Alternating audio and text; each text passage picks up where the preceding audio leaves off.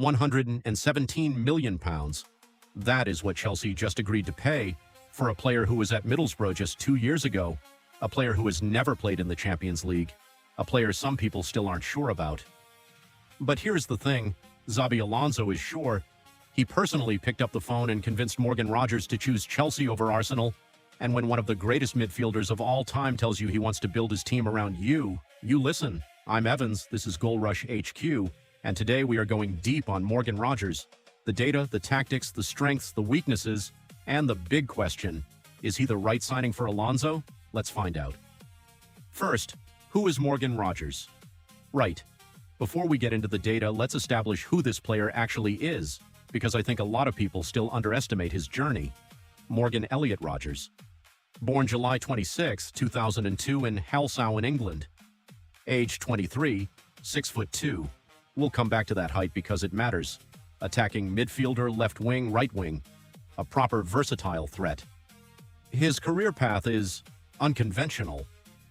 He came through Manchester City's academy, one of the most talent-rich environments in world football, but couldn't break through.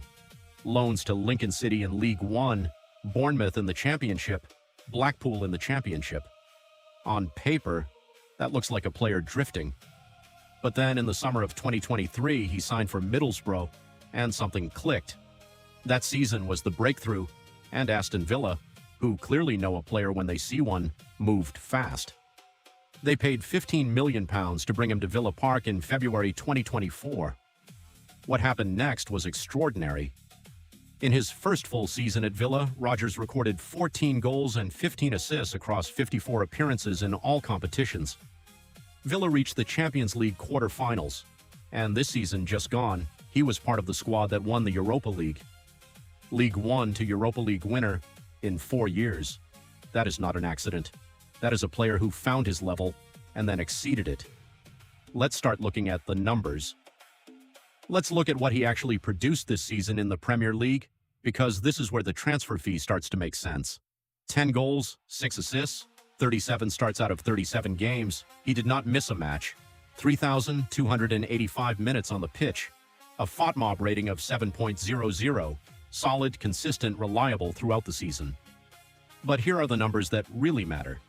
His season XG from StatMuse, expected goals, stands at 6.32. His expected assists, 4.05. And his non-penalty XG per 90 minutes puts him in the top 87th percentile of all Premier League players, according to Footy Stats. That is not a squad player. That is not a rotation option. That is one of the best attacking outputs in the entire division, and it does not stop in the Premier League. In the Europa League this season, 12 appearances, 3 goals, 5 assists, and a rating of 7.07, actually better than his league average. He shows up in big games, he showed up in Europe, and when England called, he went to the World Cup and contributed. This is a player who performs everywhere. Now let's look at the traits. This radar comes from FOTMOB, comparing Rogers against other attacking midfielders and wingers in the league. And there are some things on here that surprised me. Aerial duels 1, 75th percentile, for an attacking midfielder. That is elite. That is a number you expect from a center back or a target man striker, not a winger. And that 6'2" frame we mentioned, that is why. Rogers can win headers. He can hold up play physically. He is not a slight, nimble winger who gets knocked off the ball. He is big, he is strong, and he uses it. Chances created, 60th percentile. Shot attempts, 60th. Goals, 59th. All above average for his position. Solid defensive contributions at 51st, and touches at 39%, which tells you he is selective. He does not waste touches. When he gets the ball, he does something with it. The profile is that of a physically dominant creative attacker, and that fits perfectly into what Xabi Alonso wants to build. He comes on to play with Palmer to support him and not replace him. Rogers prefers to play as a left number 10 in the pockets or as a left winger, while Palmer is the opposite, best as a right-sided 10 or right winger. So, can they play together? Yes. Let's compare the two. Here is where the analysis gets really interesting, because people keep asking, does Rogers overlap too much with Cole Palmer? Will they get in each other's way? The answer is no, and the data is clear. Look at the comparison chart. Progressive carries, Rogers is at the 90th percentile. He is in the top 10% of all Premier League midfielders for driving forward with the ball. Palmer is high too, but Rodgers is actually ahead there.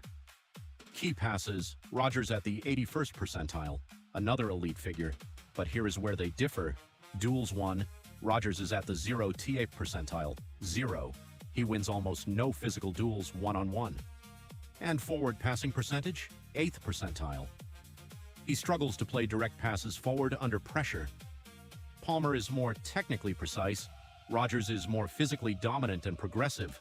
One plays between the lines with craft, the other drives through them with power and pace. These are not the same player. These players complement each other. So how does Rodgers actually fit into Xabi Alonso's Chelsea system? Look at the pitch. Alonso is expected to line up in a 4-2-3-1, 2 holding midfielders sitting deep, 3 creative players behind the striker, and Rodgers right there on the left wing. His primary role is simple: receive wide left, use that progressive carrying, 90th percentile, remember, drive inside onto the right foot and either shoot, combine with the striker, or find the overlapping fullback. He is the direct threat, the player who makes defenders step out and leaves space for everyone else. But his versatility is the real bonus. Rodgers has played attacking midfield under Unai Emery, dropping between the lines, linking play. He has played right wing. He can shift positions within a game without losing effectiveness. For Alonso, who likes to rotate and adapt his shape depending on the opponent, that versatility is invaluable. And here is what really seals it for me tactically. Alonso's Leverkusen, unbeaten in the Bundesliga Europa League winners, was built on 2 principles: press aggressively without the ball, and carry the ball forward with purpose when you win it. Rodgers gives Chelsea both of those things. The FOTMOB data lists high pressing as a strength. His progressive carries are top 10% in the league. He was built for the system. After all that is said, still, no player is perfect. And at £117 million, you need to know the risks as well as the rewards. Strengths first: progressive carrying, 90th percentile, chance creation, 81st percentile key passes, aerial duels, 75th percentile for his position. FOTMOB rates his playmaking and long ball range as primary strengths, and his pressing work rate suits Alonso's system perfectly. This is a player who can open games up, who can make something happen when nothing is happening, who, at 23 years old, is still getting better. Weaknesses, and I won't sugarcoat this: duels won, 0th percentile. That is a real concern in the Premier League, where pace and physicality at the highest level will test him every week. Ball recovery, 6th percentile. He gives the ball away more than you'd like in transitions. Forward passing accuracy is 8th percentile. He can struggle to find the quick vertical pass under pressure. And 7 yellow cards in 37 games, 1.26 fouls per 90 minutes. The discipline needs to improve significantly under Alonso, who demands control. These are real weaknesses. They are not deal breakers, but they are things Chelsea's coaching staff will be working on from day 1 of pre-season. And so, the question everyone is asking: £117 million. Is Morgan Rodgers worth it? Look at the comparable transfers. Jack Grealish, $100 million. Declan Rice, $105 million. Rodgers, $117 million. Now look at the output column. Grealish scored 3 goals in his first season at City. Rodgers already has 10 in the Premier League this season before moving to a bigger club at the same age profile. The output comparison favors Rodgers. The case for is strong. 10 goals and 6 assists in the Premier League.